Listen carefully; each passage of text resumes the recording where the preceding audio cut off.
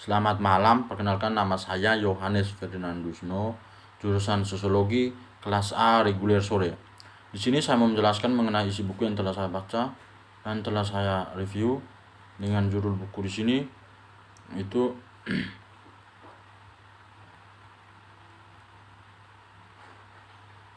Informasi sebagai Politik. Informasi sebagai politik, eksploitasi dan pembebasan sekarang menjadi sentral ke abad ke-21. Tanda-tandanya ada di sekitar kita. Privasi implikasi dari Google dan Facebook, persyaratan layanan yang tak ada habisnya. Kami tidak membaca tetapi yang terlalu sering mengklaim hak atas informasi kami. Awan yang tidak pernah hujan. Pemblokiran otomatis situs web dilakukan oleh ISP. Sentrifugal di Iran berputar di luar kendali untuk meledak karena dari worm, Stuxnet, Grendam, dan firewall hebat di Cina. Itu NSA memata-matai semua orang. Semua ini dan lebih banyak lagi adalah tanda-tanda informasi politik pada inti kehidupan di abad ke-21. Terkadang contoh dan peristiwa saling terkait seperti saat beberapa memproklamasikan perang informasi pada tahun 2010 sampai 2011. Saat itu ada kontroversi kabel Departemen Luar Negeri Amerika Serikat dibocorkan oleh wakil Lex dan kemudian pembalasan pemerintah Amerika Serikat oleh proxy ketika perusahaan seperti Mastercard menarik layanan mereka ke WikiLeaks. Pembalasan online tersebut terhadap ini serangan segera menyusul dengan upaya untuk menutup Mastercard dan situs web perusahaan lain. Informasi adalah perbedaan yang bergerak. Informasi juga berlalu antara entitas dan dalam gerakan itu memungkinkan dan dipengaruhi oleh perubahan. Informasi dapat membuat perbedaan dari dirinya sendiri. Kita dapat melihat bahwa jika entitas yang bergerak juga dapat mengalir sebagai informasi, maka alirannya konstan dan terus-menerus berkontribusi pada aliran lebih lanjut. Informasi dapat memakan dirinya dengan cara ini untuk menghasilkan lebih banyak informasi dan ini adalah kunci yang mendasari dinamika daya informasi dan politik yang diperiksa dalam bab ini. Dinamis ini akan disebut rekursi dalam kemampuan informasi yang mengandung dirinya sendiri. Dinamika rekursi dapat diukur dengan memahami pentingnya titik di mana perbedaan terjadi dan contoh-contoh proses ini dapat dilihat mendasari institusi digital utama. Teori rekursi dapat diturunkan dari dua pertanyaan intelektual di yang rekursi memainkan peran kunci, definisi komputasi dan definisi bahasa. Sebagaimana dicatat, ini mungkin tampak jauh dari kekhawatiran eksploitasi dan pembebasan dalam teknologi informasi, tetapi mereka tetap akan membantu mengartikulasikan salah satu ide kunci dari politik itu dalam rekursi. Kita dapat memahami rekursi dengan berfokus pada gereja dan refleksi Turing tentang kemungkinan komputasi dan Chomsky mengklaim bahwa semua bahasa bersifat rekursif berguna untuk memulai dengan Chomsky. Ide rekursi dalam bahasa karena memperkenalkan konsep yang relevan, tetapi diskusi utama dapat ditemukan di Gödel, gereja dan karya Turing dan pemahaman mereka tentang rekursi sebagai konsep dasar untuk apa menjadi komputasi. Setelah memeriksa dua konseptualisasi ini, teori rekursi umum akan diuraikan. Bagian terakhir bab ini kemudian akan mengeksplorasi sifat eksploitasi informasi dan pembebasan dalam rekursi. Dengan teori bagaimana rekursi beroperasi di tangan dan mencatat rekursi itu tertanam jauh di dalam komputasi pertanyaannya kemudian menjadi bagaimana apakah ini berhubungan dengan kekuatan politik informasi dan eksploitasi. Pertama, rekursi bukanlah pengulangan. Itu bukan kembalinya yang sama tetapi kembalinya sesuatu yang diubah sehingga dapat digunakan seolah-olah kita sama. Rekursif aktivitas mendefinisikan bagian-bagian dari mereka sedemikian rupa untuk mengubahnya sehingga mereka bisa kembali diserap dan disalurkan ke pekerjaan yang sama aktivitas, membuatnya lebih cepat dan lebih kompleks tetapi tidak mengulanginya seperti semula, tidak juga mengulanginya untuk tujuan tertentu.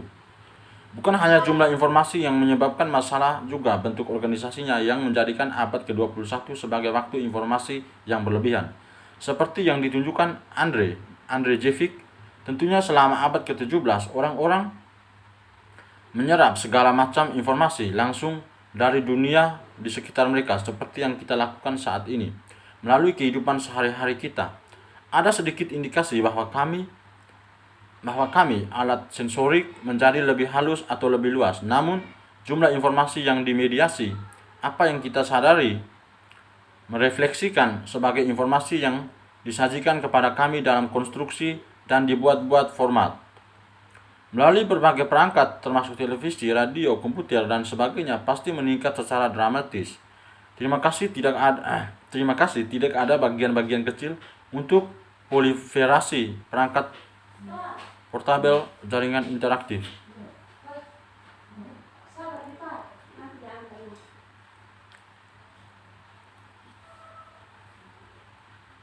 Masalah langsung dari banjir informasi ala twofold.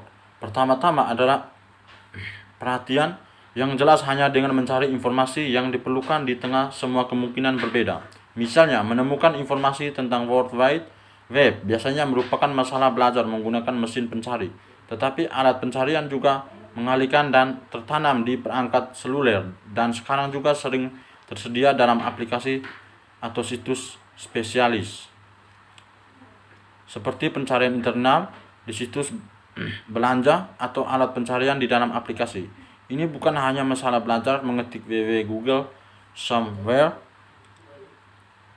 ke browser, tetapi juga menemukan apa yang diinginkannya di berbagai tempat virtual. Pada setiap gilirannya, tidak ada hanya plugin dan add-ons yang mungkin atau mungkin tidak membantu informasi marsal. Ada juga informasi yang diperoleh itu sendiri tampaknya meluas jumlah tuntutan informasi. Untuk menggambarkan informasi yang berlebihan di bagian sebelumnya, tanpa menyebutkan perangkat teknologi yang kami tempatkan antara diri kita dan lautan informasi. Misalnya saya sering menyebut antarmuka. Disinilah teknologi memeluk kita dengan cara yang menjadi konsisten dan sering tersembunyi aspek politik kita. Ini adalah momen yang sangat umum dan tertanam dalam kehidupan informasi kami yang dibutuhkan sedikit penggalian untuk melihat signifikasinya. Pada bagian sebelumnya, signifikasi ini ditandai dengan pencarian dan apa yang dimaksud dengan ini adalah antarmuka yang memungkinkan ulasan untuk dilakukan dari bidang data objek. Ini berarti bahwa seseorang memprogram data dari objek media di survei untuk memesan apa yang dibaca sesuai dengan beberapa input dari pengguna.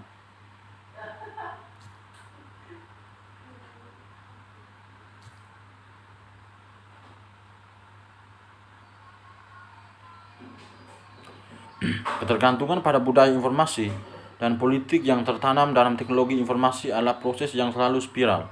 Ketika kami mengelola informasi dengan cara baru, informasi itu sendiri bermutasi menjadi bentuk-bentuk baru yang sering memerlukan jenis manajemen baru.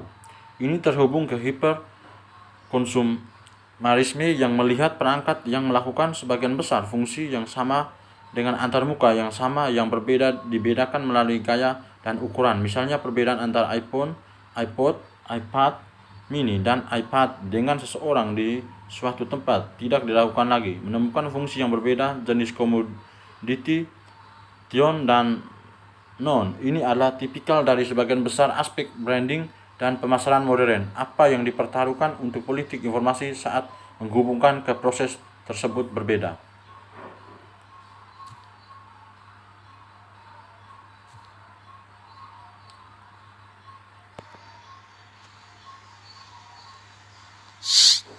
Teknologi informasi secara mendalam dan kuat memeluk kita dalam era informasi melalui proses spesifik. Ini pengelolaan informasi yang berlebihan dengan perangkat teknologi tertanam. Pengulangan informasi yang berlebihan seringkali mengikuti dalam bentuk baru yang disalurkan oleh perangkat dan penyamatan perangkat dan kemampuan selanjutnya untuk mengambil tindakan dalam proses ini yang didasarkan pada keahlian. Banyak aktor tersembunyi sekarang berputar-putar mengelola dan memproduksi informasi dan itu akan menjadi tugas politik yang penting untuk mengidentifikasi dan memproduksi para aktor yang membuka kendali atas tindakan informasi. terutama tindakan yang diambil alih. Dan untuk kami, pergerakan dan protes perangkat lunak bebas muncul sebagai kunci di sini. Tetapi kita perlu terus mengeksplorasi untuk mengetahui keinginan mereka cenderung berada dalam kontradiksi politik informasi. Mungkin itu saja hasil pembuatan video ini. Sekian dan terima kasih. Selamat malam.